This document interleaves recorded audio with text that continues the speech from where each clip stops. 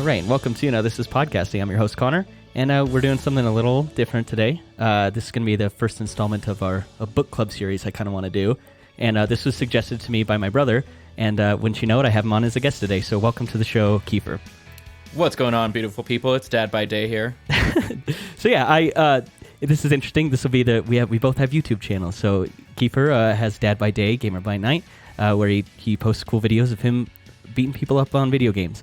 And so big shout out to that. This will be uploaded on your channel as well, right? Absolutely. Which will be cool because it is weird, kind of the crossover here. But this is a book about video games. We're talking about Ready Player One. The author is Ernest Cline, and it was put out in 2011. And let's get your first impression on this one. The first time I read this book, 'cause I've read both of them twice now, I was actually really interested in it. I was able to listen to it basically from beginning to end without stopping because we listened to it on a road trip on the way up here to Colorado, actually. So I was fortunate enough to be able to process most of it without having to worry about remembering stuff I read months ago. I had a lot of fun with it. I actually really enjoyed the nostalgia part of some of those references. I was young enough to be able to experience some of it and old enough to be able to remember it. Obviously, some of those things I was still too young to really experience, but understanding what the purpose behind referencing it all is and everything and how it kind of tied to the world, I really did enjoy it. There's definitely some things that make me kind of raise an eyebrow every once in a while and some kind of cringy things that I don't really like, but I think overall I say it was probably an 8 out of 10 the first time I read it. Okay, well, we'll get your score at the end. Yeah. See what's changed. Yeah. I think conceptually there's some neat stuff going on here. My thing is it's unfortunate that Ernest Cline let his 80s pop culture reference encyclopedia fetish get cluttered with a narrative and characters. Because that's what this book really is to me. It's really just it's a lot of references to an era that I assume he grew up in. He loves the aesthetic and the nostalgia and the music and obviously the video games and the movies of that era. So it's cool in that way that he got to write a story about something that I think he really cares about. It's just really hard to connect with any of these characters because they just feel like they were written for him. And this whole story was just written for him. So it makes it hard for me to kind of really latch onto this book and care about a lot of it. Because, to me, it's a 80s pop culture encyclopedia. There's nothing really to it.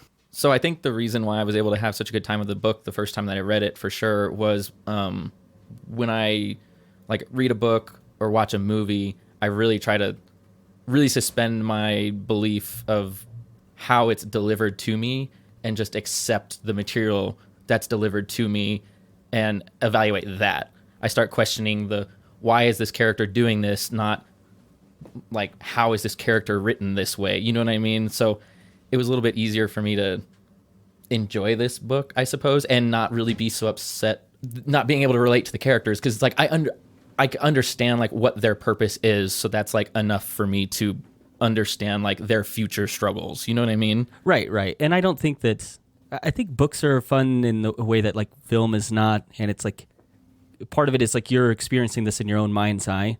So if that's how you take in that content, that's fine. And you're not wrong for being you know what, I'm fine with suspension of disbelief for this book. I am also mostly okay with that. My problem is more of how it's written. He's not I wouldn't say it a top tier writer. I would say he kind of suffers from this thing I would call the and then syndrome, where a lot of the times he'd be writing something, it's and then this happened, and then that happened, and then this. And that's more my trouble. Because again, I think conceptually there's neat stuff and neat ideas in this. And it just it gets kind of mucked up by the way it's written and then with all the 80s references. Yeah, well, and then there's stuff that's pointless to that whole thing too with the 80s references. I don't need to understand how you're ordering pizza or whatever. Oh, there's a whole section. There's a whole section where he talks about how an outer security door and an inner security door work. It's dude, everybody understands the whole idea of that thing. You have an outer door, so they come into the inner portion and they close the back door. I completely forgot that there's a whole section about how he orders pizza. And then the delivery guy pisses off, and then he opens the inner door and there's his pizza. It's dude, I don't need 3 minutes of you telling me how this Right. works. This That's doesn't how help it's me. that's how There's it's written. It's like, so- and then I wanted pizza, and then I placed the order, and then it was Yeah. delivered, and then it was put through the first it order. wastes a lot of time that he could have spent utilizing the Oasis in a better way than he did. Yeah, so my big problems just mostly come from the writing style and I guess some of the content, but the concept is not the problem here. No, the concept of something like that happening, which So let's explore the concept of this. This is a world set in the near the future. 2040s, like the late 2040s, I think is it what it is. Billionaire video game developer James Halliday has created the Oasis, which is essentially a big VR world where most of humanity spends a lot of their time because like the world they're actually in is kind of falling apart, and you have climate change and you have war and you have famine, and the Oasis is essentially, like the name suggests, it's an escape. It's a way to get away from kind of the troubles of the real world, and there's this challenge set in it by Halliday after he passed away that whoever completes the challenge, they basically inherit the Oasis and his business and all this stuff. Yeah, so that's just the basic gist of the story. Yeah, so I think the only thing that I would add to like your description of the Oasis, just to prove like how powerful this is to society as a whole in this story, is that's like where business happens. That's where marketing happens. There's so much like infrastructure because it worked out so well for people to connect to it and utilize it and to program it to do whatever they wanted. Society has basically put so much of their infrastructure into the Oasis that if the Oasis were to ever go down, like society would crumble, essentially, is like how powerful this whole environment that he's created is, just Right. to put it into perspective. So yeah, how would you order your pizza if there was no Oasis? I guess I would have to figure out what a phone is. Yeah, right. I don't know. No, that's a good point. Is it's not just a video game. It's like you said, like there's It's- marketing and commerce and everything that takes place. It's the within basic infrastructure of this time period of this planet, you know? Right. So let's talk more about the planet and this world. Usually when we review a movie, we go on to like the aesthetic, like the sound, the cinematography, and all that. Obviously, you can't really do that in this. So I want to talk about world building instead, because I think that's kind of a close approximation.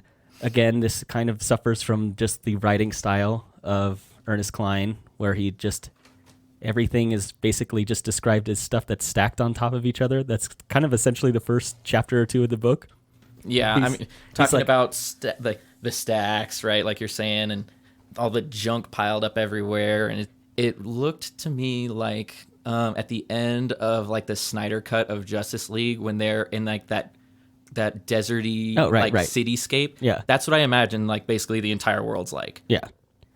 Like with bigger cities and then just desert in between all that crap. Like Right. that doesn't make it sound like there's any grassy forests left. Or I mean, I suppose that's not necessarily true because like they're still in like Ohio and stuff. But at the beginning, he makes it sound really desolate, I thought. Yeah, no, I agree with you. I just, again, the way it's delivered isn't my favorite. He's Yeah. like, yeah, I lived in the stacks. It was basically a trailer parked, and then there was another one stacked on it, and then there was a third one stacked on it, and wouldn't you know, there was a fourth one stacked on Bolted that. right on top. And then he talks about he's got his own, Wade has his own kind of hideaway. He was like, yeah, it was inside of a van that was stacked on another van that was stacked on top of yet another that was van. down by the river. Right. So that's sort of my trouble with some of the world building is you're not really saying anything with any of it. There's no like nuance to any of the writing. I didn't get any like really like richness from this world. Like you said, it just feels like desolate Yeah. kind of dystopian future. He talks but about they what's- have the Oasis. So He talks about what's going on in the world without talking about what the world is like looks like, which I suppose is to me, I guess, is totally fine that he's ignoring that because that's not what this book is not about what the world looks like. The book is about what happens in the Oasis. So Right.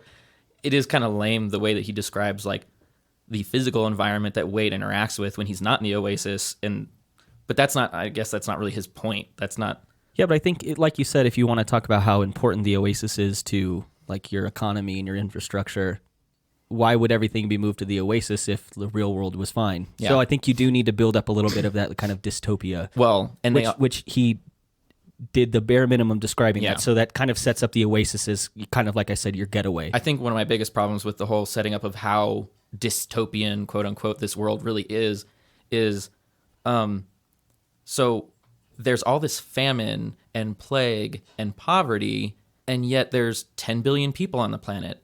There's all this war going on, and yet there's 10 billion people on the planet. Like he doesn't do a good job of like explaining the magnitude of each of these problems in any sort of detail to give you any sense of like real dread of anything that's happening in the physical world. It's just, oh, these things are happening. That's what I say. It's shallow. Like, There's not a lot of weight. No, here. it's like, well, war between who? Like, Right. famine where? How many people are starving in these places? What plague is ravaging the world? Like, how can all these bad things be happening and there still be 10 billion people on the planet?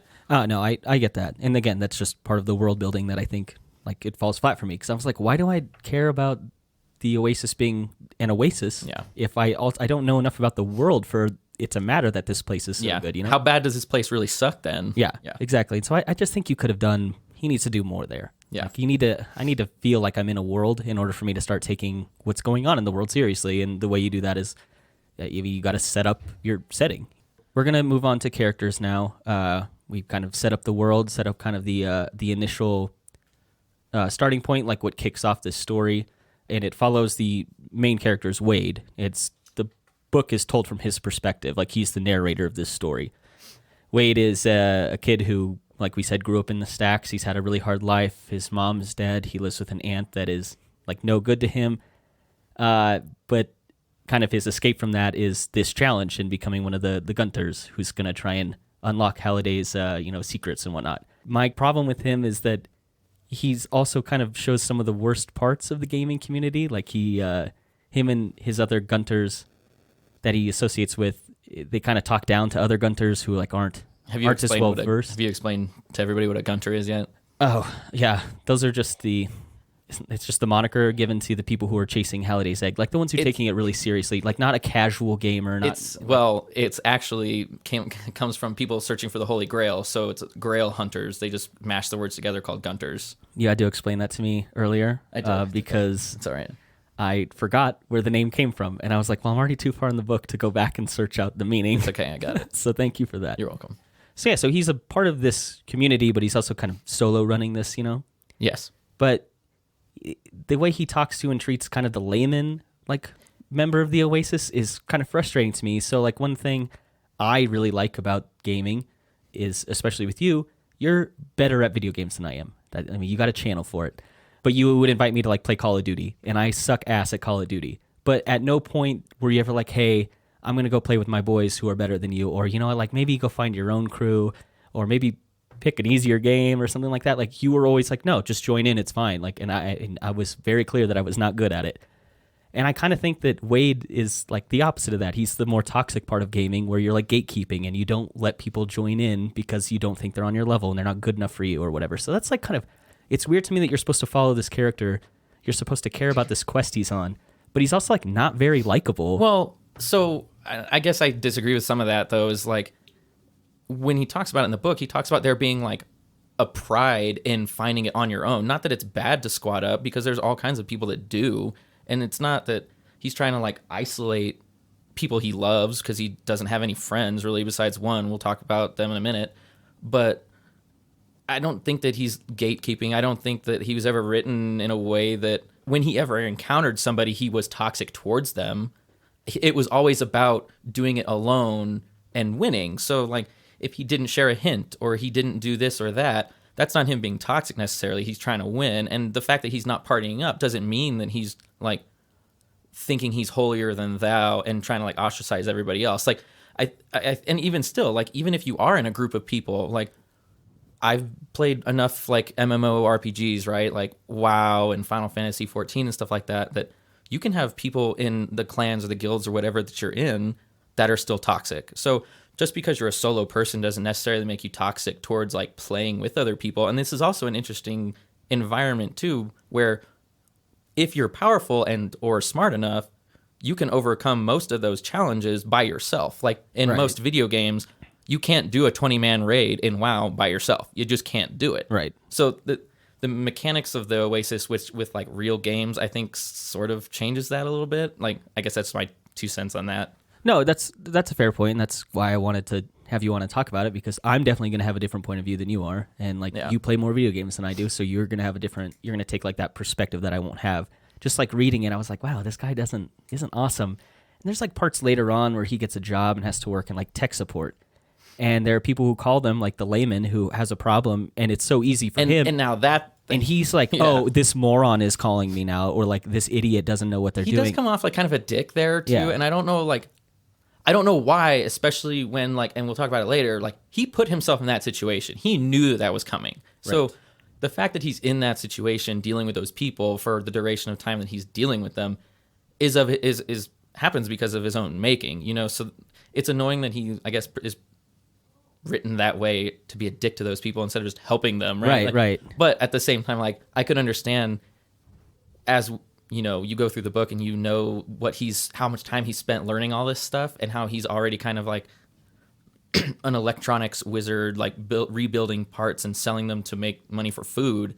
That it's like that is a very, very like low skill stuff that is just like he cannot be bothered with. So I can understand some frustration that comes with that, but it absolutely does not mean that he should be a dick to the people at the customer service place. It's tough to, because he's just not likable in that way, you know. And so it's tough to have this character, this what your story revolves around. But like the whole time I'm reading this, I'm like, oh my god. The story doesn't revolve around him being a dick to the customer service people, though. No, but I mean, but it revolves around his character. So when his character acts in these certain ways, it makes it hard to be a fan of him. It makes it hard for me to root for him. There was several times where I was like, just die. Oh, please fail the challenge and zero out. I guess. I mean, I don't know. I can't really remember any time specifically where I felt like he acted toxic towards players because of the event. I remember times when he acted like an asshole to his friends. Yeah, because there's that one character, IROC, who is he's talking like he's a gunter. Yeah, but IROC is also basically like a school bully who's been picking on him for several years. So that's a little different. Like you being a dick back to the bully who's been mean to you for several years is a little bit different, because IROC is not a normal player. If you read the book, you'll understand IROC is not a normal player. He's like a huge tipping force in a bunch of bad stuff that ends up happening. He's not somebody you care about. I guess I mean, like, because his knowledge isn't at the same level as Wade. So when he tries to pull out some trivia, it seems like they all get around and belittle him for not knowing as much trivia. Well, but I also think that's because IROC's trying to flex just to make Wade look bad, again, just to bully him. That's a good point. All right. IROC is just a bully, so IROC deserves to get like bullied back. And when that happens, it doesn't make Wade a bad. Not necessarily it's okay for him to get bullied back, but it's okay for him to be wrong and have people laugh about it. Like, no, you're right. I hadn't really put that together when I first went through it, but that makes sense. That's a good point. So before we move on to any other characters, I think the point I really want to make is all of the reason I said earlier that this book just feels like it was Ernest Cline writing a book for himself is because I feel like all these characters, especially Wade, are just different aspects of himself and his interests and maybe social topics or political topics that he cares about. And these characters just embody what Ernest Cline thinks. And again, that's part of the reason why I don't think these characters are like especially fun, or you can't really get to know them or get attached to them, because they aren't really characters. They're just aspects of Ernest Cline, like things that he likes, you know, or things that he cares about. Or ways or vehicles for him to talk about things that he likes. Exactly. And that's why they're not real characters. They're not normal characters that just, I'm sure you could find something relatable with some of them, but they're all character shallow. as a whole. Yeah. The character as a whole, you're not gonna be able to be like, oh man, I am such a fill in the blank character. Right. They're not. There's no depth to any of them. Yeah. They just say things that I think Ernest Cline likes, or they just say things that he cares about. Like, there's a good bit where Wade kind of goes on about climate change. So obviously, Ernest Cline cares about climate change. He goes on. There's like a kind of anti-Christian messages in this. I think he definitely talks about. He definitely talks about Wade being like a practicing atheist, but like it's got to be okay for a writer to use their characters. Like that's what a book is. They're going to be thoughts and things that a writer's got to be trying to express through the story and through the characters. Like that's got to be a freedom that they have. Yeah, but I think when it takes away from the story because your characters suck and you're only using them as a medium to express your opinions, that's when it's kind of a bummer. Yeah. I think these aren't characteristic. I mean, they're just characteristics. They're not characters. These are just attributes that someone has, and each character just kind of gets them listed out, and that's as much as you get to know about them. Yeah. So let's move on to H, which is Wade's best friend. They don't know each other in real life. They only know each other in the Oasis. And when this character was first introduced, it's in like that like basement chat room they have, where it's all 80s themed and everything. And H and Wade are going on about how much they love the 80s, and I was like, how convenient for Klein to write a character that is literally the exact same as Wade. Like it's just such easy, simple writing. Like there's no difference in them really. Like they both care about the exact same thing, which makes it really easy to write about because you don't need to expand on these characters or have them be really any different. And I think H is just really another representation of Wade in the same way that they both are just interested in the exact same things. It's just really lazy writing. Well, I think one of the biggest differences between H and Wade that he talks about is Wade is like 100% focused on finding the Easter egg, right? And winning the challenge.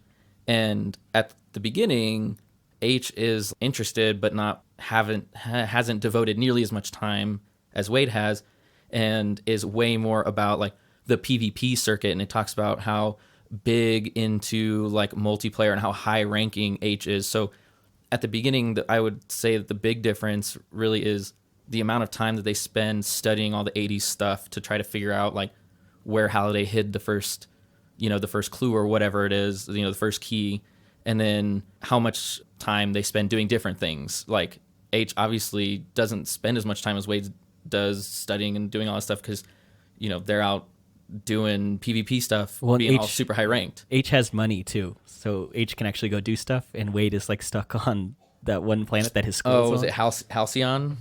Yeah, Halcydonia. Yes. Halcydonia. So that's another, but again, you're not really, in terms of like what the character is, they aren't really that different. No, like because they both share a lot of the same attributes. You know what I mean? Yeah. I guess I'm like being nitpicky about what the differences are, but it's like they have different lives and they have a few different interests, but I was just like, oh my God, they both know the exact same questions to all this trivia. Which is odd because they never really explain why H knows as much as Wade does, because the book explains why Wade knows everything, because he's watched this Ferris Bueller's Day Off 187 times. Like the book will tell you that, but it doesn't ever like establish why H knows as much as H knows, right? As it does with the other characters. It does that a little bit with the other characters too. Yeah. So let's move on to Artemis then. This is like H sucks. She's a female character that Wade is interested in because she has a blog, which of course she loves 80s pop culture. Which, again, it just feels like really. A lot of this is just like copy paste for all these characters. But that at least explains why she knows as much as she knows, because she blogs about it all the time. She's definitely more fleshed out than H is for sure. But that's all I'm saying is like H is kind of just a lazy vehicle, lazy character. Right. Like, so my trouble with this character is I think that she's just like a fantasy girlfriend, high school girlfriend that Klein had, and she doesn't like serve a lot of purpose, except for everything she does seems to be in like the service of Wade and his story, which again, I get this is told from his perspective, but it feels like there could have been more to that character. And it feels like she only pops in when it's to help Wade, or she only pops in when you need to have that like high school girlfriend drama type thing, which I understand is a big part of like, if you look at like 80s, teen movies, that's a big thing. That's a theme throughout those, which Klein is obviously a big fan of. They have to have a love interest. Yeah, and it just never feels like she could have been a much bigger deal, I think. I think there's more built into that character than most of the other ones, so I would have liked there to be more explored with her, but she just is kind of like there to cause like some tension every once in a while, and I would have liked more out of her. There's not a whole lot of mystery with her.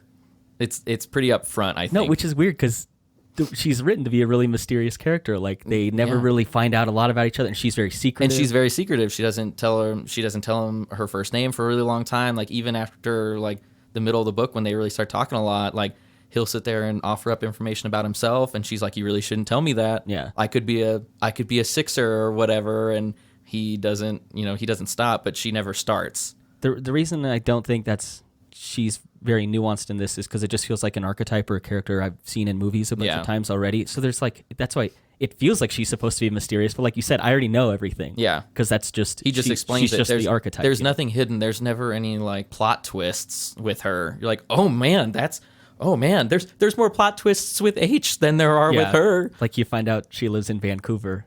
Oh my goodness. She has parents? Yeah. Just a little Canuck out there, Yeah. So again, I would have liked more out of Artemis. let's move on to, I think, the most forgettable characters in this. Let's talk about Daito and Shoto. One thing I really do like about them is they show a part of the gaming community that I really, really like, and I think is a really wonderful thing about how wide it's grown and how connected you can be, is these are two characters who introduce themselves as brothers. You find out later on in the book they're not really brothers. They just become really close friends through the Oasis. And you and I have a really good friend that we actually just spent Christmas with, and we knew him because we played online together. So a little quick shout out to Sam. Oh, yeah. And so that's a part of the gaming community that I really like, and they portray that well in this book. But again, I think you mentioned earlier, these characters are just a vessel for Klein to introduce his love of Japanese pop culture. Yeah. Because realistically, like, whenever a challenge pops up where there's something Japanese related, one of them ends up helping, and Right. that's all that ever happens. They don't really help with anything that's not Japanese related. Yeah, exactly, which is why I think maybe when this book was being written, Klein was like, well, I can't just have Wade know everything. He can't also know all about Japanese culture and 80s pop culture. No, so I need to introduce characters that can help that story, and it's just because he's interested in Japanese pop culture, which is why these characters exist. And I think if you took them out, it would be pretty easy to not even notice they were gone.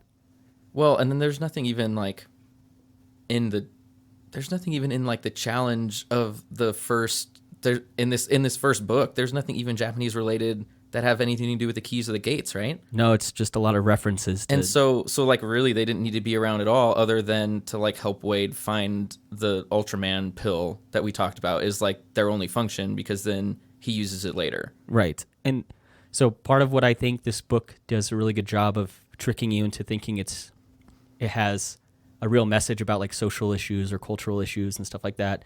They talk about how a lot of Japanese kids basically are just stuck in their room and they just play these games all day and they don't get out and they don't do anything. And that's supposed to be like, it's supposed to be like a reference to that culture and everything like that. And then like he ends up being killed, and it feels like there's supposed to be some deeper message there, but it's all just said and it's very surface level. The same way like climate change is brought up. Yeah, but our characters aren't really exploring anything like that. Famine is brought up, but we're not really exploring anything there. Religion is brought up, but we're not really exploring anything there. And it feels like there are just some really shallow elements to trick you into thinking that this book has some real heart and some real message to it. Yeah. But it's really surface level, and I think Daito and Shoto are a part of that. Is it just feels like it was supposed to kind of make you feel something, but there's not really anything, there's no meat on it. And I mean, it could be to just bring in some different, like, some more diversity too, you know what I mean, to make it appealing to more people, because obviously like video games started where, like, in Japan, right? So either way, like, video games are arguably more popular in Japan than they are in any other country, right? So that could have been as like a not a gimmick, but a way to like make the book about video games more popular to video gamers in other countries too. Right. No, I agree. I just don't think there's a lot to them. No, and they have then, one like, cool aspect that they're not really brothers, but they're really close and to then an online like. And I think that they relationship. only called them brothers. They probably only called them brothers really for the sake of adding some, like, not tension, but drama when, like, Daito ends up getting killed at the end of the book. You know what I mean? Right. Like, but it's like you said, and you were talking about it earlier, right? And I don't want to steal your thing, but you were like, he's dead, and we all just move on. It's Yeah. like, and it's like, it sucks when it happens at first, because you're like, you've just been like through basically the whole book with all of these characters, and whether you think that they're shallow or not, you still, like, you know that, like, Shoto and Daito you think are real brothers, and that you as the reader think that Shoto just lost his real brother. Right. So that, like, there should be weight to that, but they immediately move on. Yeah. We didn't even talk about it. Wade's aunt is killed along with a bunch of people in the stacks, and Wade just immediately moves on and moves to Ohio. And well, that's kind of the end of it. And like he does not like his aunt. His aunt does not like him. His aunt only took him in because it gets her more food vouchers. So she doesn't even feed him. That's why I said he had to learn how to engineer all this hardware and resell it so he can pay for his own food. So there is no love lost between him and his aunt. Well, but it's weird because later in the book, he's kind of like, Wade's going to finish this challenge. He's like, I'm going to do it for my aunt. I'm going to do it for the stacks. Nah, and dude. I'm going to do it for Daito. Like, it's like, no, wait, you can't not have any feeling in your character and just move on immediately after their deaths. And then also have like that be like your driving force to like finish the challenge but at then the end. even before she's dead, writing about how they didn't like each other in the first place, like that totally makes sense to me. Why she's like dead and he moves on, but then be like, I'm doing this for you, person who never loved me, and I never loved you. Like, no, that's not a thing. Right. It would actually be in character for him to be like, okay, I guess I'm going to Columbus now. Yeah. But then to have him later on acknowledge that and then like use that is like a Yeah. way to overcome the challenge, or like, he's like, commemorating it to them. It's like, Yeah. no, but you didn't care about this character. So. I'm only here because you fed me and clothed me. No, she didn't do really any of those things. All right. So let's move on to the last character I want to get into is Sorrento, who is your big bad guy in this. He runs the IOI Corporation. No, he runs the operations department of IOI. He runs the egg hunting operations department, the oology department, if you will. But no, you're exactly right. Good bit of trivia there you pulled from the book. Yeah. My problem with Sorrento is he is just ultimate big bad guy. No nuance. We know right away like what he is, what he's about, and that is why that's like troubling to me, because this is a book that feels like it's written for children, but then it has all these topics come up in it and all these references that a child wouldn't understand or get. So I think you just need to make this character mean something to the adults reading this book and not just like bad guy. Yeah. Bad guy enters room and does bad thing. Yeah, he basically just comes off as the boss of he's the head of all of the minions is Right. basically all it is. He's like the Bowser of the Goombas. Like, That's as deep as his character is. That's about it. He is as deep as Bowser is. he's a 16-bit Yeah. bad guy. So I mean, there's not a lot to say about him except like what I just said is I just think he's way too obvious in a book that I feel like needs to be more nuanced for its adult audience, or it needs to just be obvious and be a book for kids.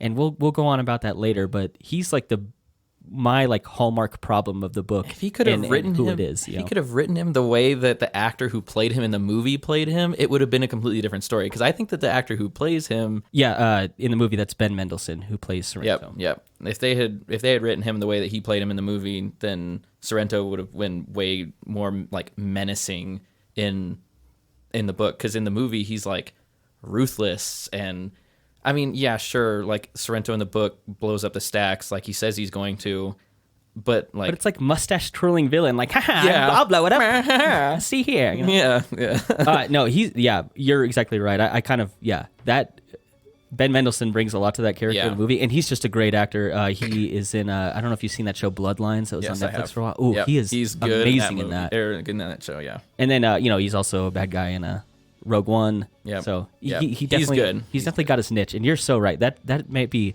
one of the parts of the movie that is definitely A bright spot Yeah. compared to the book. Like, I really like Ben Mendelsohn. All right, that feels like a pretty good place to wrap this one up. I want to thank Kiefer for being on, and check out his channel, Dad by Day, Gamer by Night. And get ready, we have part 2 coming out, and thank you for listening to Now This Is Podcasting.